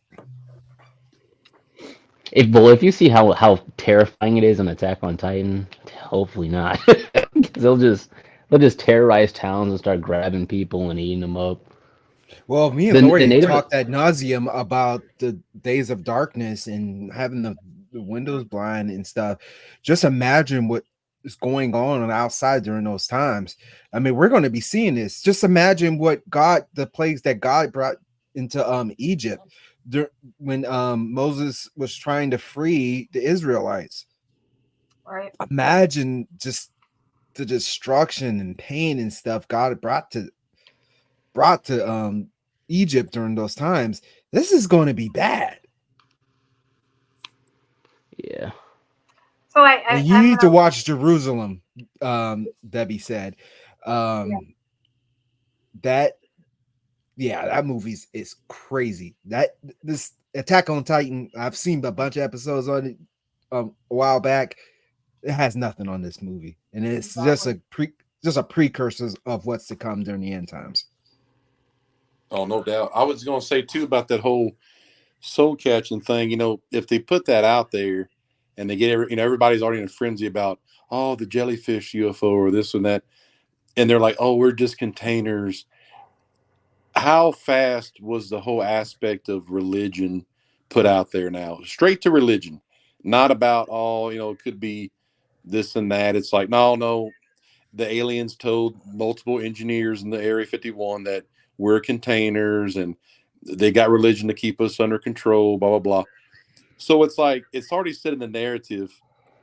And if they can just show what people, like the dream that, she had about, being inside of a cube, but watching them do things to you on an operating table. If they can prove that and show that in mass or, like a mass experience, that's how the great falling away is going to be that serious. Not just like, oh, hey, there's a hologram in the sky. I mean, it's going to be like, they're going to prove it to you. Well, piggyback off of that, there's a new trend going on in the quote unquote Christian community called deconstructionism. Yep. And a lot of the so-called Christians who are more along the lines of mainstream and popular are backing away from God. And it's just a microcosm of what's going on in the church, what's going on in the family, what's going on in pretty much all aspects of our lives. Yeah. I mean, we're witnessing this already. Yeah. Well, I mean,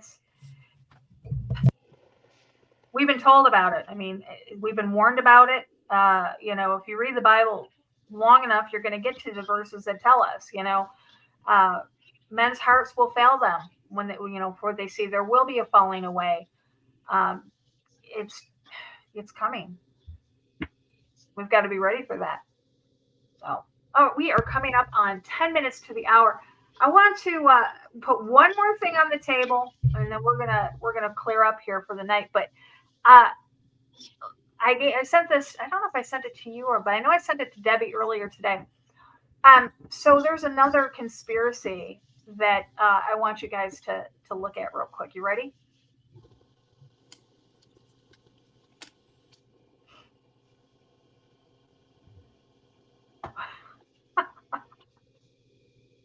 Let me ask you a question. John, have you ever heard of anybody actually laying the cable across the Atlantic Ocean? No, I never. I might have thought about it a few times, but I never like looked it up. Or there really ain't. Yeah, there really ain't a whole lot of thing about that. Like, who does it? Would you think that if they're going to lay thousands of miles of cable, there'd be some sort of, big deal about it? Yeah, I mean, you would think so. That's a good point. I did see a few days ago that the Houthis, the rebels in Yemen, right? They threatened to go cut the lines somewhere. One of the, you might have seen it too. They, whatever data cables they got over there, but I mean, yeah, the ocean. That's a lot of wire. That's a lot of fiber optic cable. Yeah. I don't know. I just this popped up and I sent it. It's funny. I mean, yeah. You did send that to me, Lori. Did I send it to you? Okay. Yeah, because it was the lady talking. It's like, where does Wi-Fi come from? Yeah. You know what? It's who knows. I mean, who knows? I just thought that was kind of weird because I'm like, they're right. If that was, I mean, even back when did they lay them? I don't remember it being. I mean, you would think that would be a big deal. Yeah. You know what, Lori, since I'm a very big fan of Gilligan's Island, do you remember when the telephone cable washed ashore in the storm? Yeah. That's the only thing I can think of is like if Gilligan's Island talked about that in the 60s, then, I don't know. But yeah, that was a good episode. Moving back to the Vril before we close, I do want to say something. I will never watch Monsters Inc. ever again. I can't watch Monsters Inc. I can't. You can't. What did you say? What I've seen today, never again. Nor will I let my kids watch it, and I recommend everybody don't let your kids watch it. Watch what? Monsters Inc. Monsters. Oh, okay, yeah. It's a complete. It's the whole thing has to do with adrenochrome. See, I wasn't going to say it. I don't care. So your big mouth open it. I think that if anybody's going to sit here and watch 2 hours just to get one word out of it to report us, then hey, more power to you. Yeah. Oh, the movie. Yes, Anthony, the cartoon. Yeah, it's pretty crazy. All right, guys. Well, we are at the end of the show already. Final thoughts? I guess final thoughts for me would be, there's so much stuff to talk about. Wow. Final thoughts on the Vril. I mean, that is the basis for a whole lot of things, whether it's, UFO like craft or the rituals, everything, in my opinion, came from the Vril and Maria Orsic, Crowley, all that. Everything stems from her and that society, because everything branched off from those societies. And I think it's still been implemented today. And I personally believe that she's probably still around. So I do too. Absolutely. Guys, I'm going to try to find that video from Russ Didstar because the information in that was. Oh yeah, that's a very good idea. I hope you do find it. Unbelievable. So, are we set to go with every Wednesday now, or are we gonna? Yeah, I'll be back Wednesday. Okay, Wednesday. So next week we will start with episode 2. I'm not sure of the topic. John and I usually get talking during the week and kind of play it by ear. So go ahead and if you guys want the information on the show today, just go and put in bibliocalipates, whatever topic that you're looking for with this, and you can pull up the same information as we offered to you guys today. Final thoughts, Hero? Well, 2024 in Chinese astrology is the year of the wooden dragon. Mm-hmm. So we know like the higher ups like to do a lot of stuff with like astrology and dates and all that type of stuff. So it's also election year for us. Yeah. This too. There's basically no one's gonna be able to touch Trump in this upcoming election. I don't think they want Trump to get elected. No, they're gonna be doing some stuff. They're gonna be doing some stuff. Oh yeah. And then for some reason we also have a Kennedy running for election, and we know what happens to the Kennedys.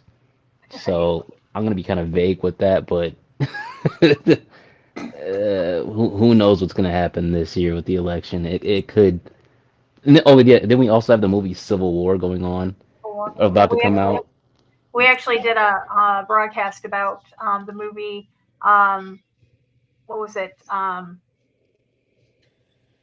what was it? The end of Leave the World Behind. Leave the World Behind. Yeah, we did Leave the World Behind because I firmly believe that it goes into the Civil War. And it's interesting because the Civil War movie comes out right around the time that the second eclipse comes in April. Yeah. Oh, the second, yeah, that eclipse too. I did want to say one more thing quickly. Everybody's seeing the stories about the bunkers and then the people at the border, right?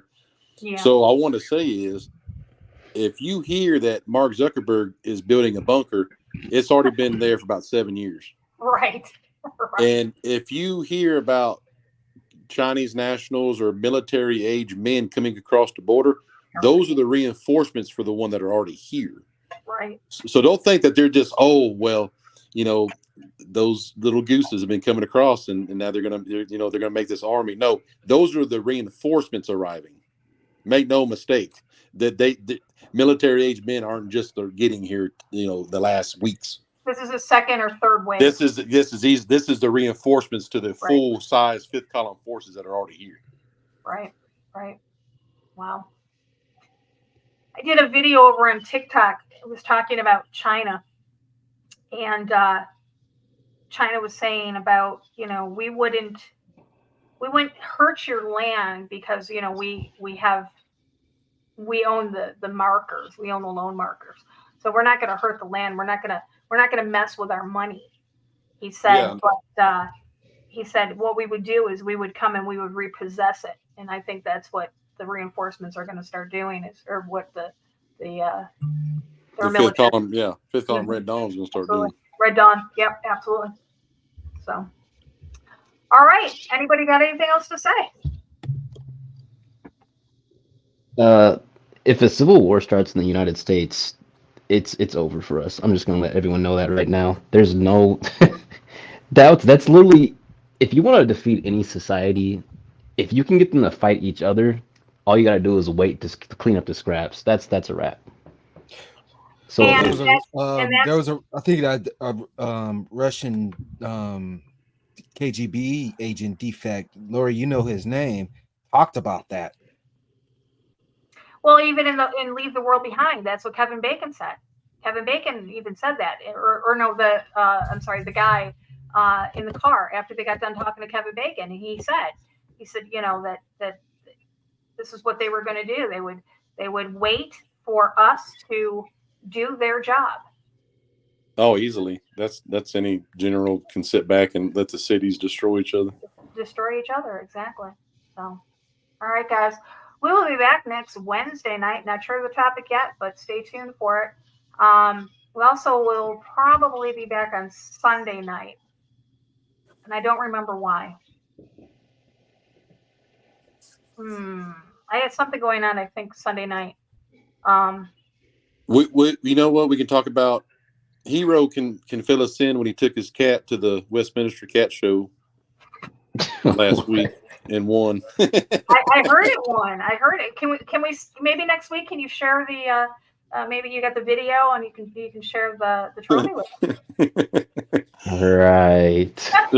Lori, I think Lori, if you can, on TikTok. Well, I don't know how long ago it was, but there was a lady on there that was at an actual cat show. I didn't know a cat show existed, but she's like touching the cat and like judging it or whatever they do at a cat show, and that thing turns around and starts like beating her face up, and that's I saw that. Oh my gosh, I saw that. She's yelling, "Get the owner! Get the owner! Get the owner! Yeah, get the owner!" And I was like, that's Hero's cat. Like Hero brought that cat up there. That's Hero's cat. Yeah, that's too funny. All right, guys, I want to thank you all for joining us. I want to thank Big John. I want to thank Hero. I want to thank all of our moderators, and especially those of you that that allowed us to come in and spend time with you tonight. We will be back. Like I said, I have Wednesday or Sunday. I've got something planned. It's not Joy. I don't remember what it is. I don't really remember. I've been out of it the last couple of weeks. But I want to thank all of you guys. And until next time, guys, remember, eyes open, no fear.